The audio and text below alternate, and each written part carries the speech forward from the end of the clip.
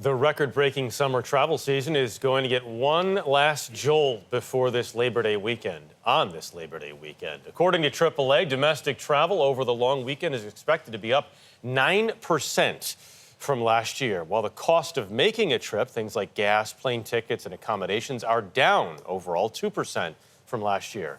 As Roxana Saberi reports, it's all leading to jammed highways and packed airports. At the nation's airports, millions of passengers are squeezing in one last trip of the summer. We're traveling to Minnesota to see my brother. The TSA expects to continue its record-breaking summer by screening over 17 million travelers this Labor Day weekend, including nearly 3 million on Friday alone.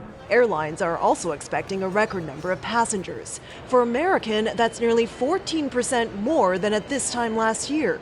For United, around 4%. We've been preparing for this for a while. We have added about 1,500 more flights for the Labor Day weekend. Helping fuel the trend, lower domestic airfares. Americans hitting the roads are also finding lower prices at the pump.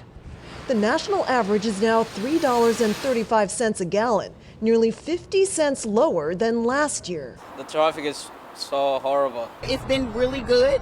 I do expect for it to get worse.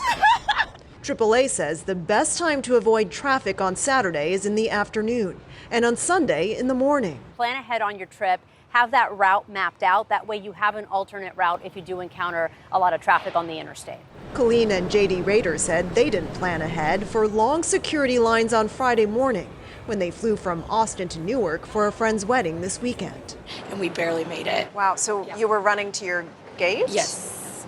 Hustling. But we love our friends who are getting married, so we're very excited Happy to be here. Yes. And the lines are getting longer here at Newark Airport as people head out of town. For those returning home after the holiday weekend, the FAA says Monday will be one of the busiest days in the skies next week.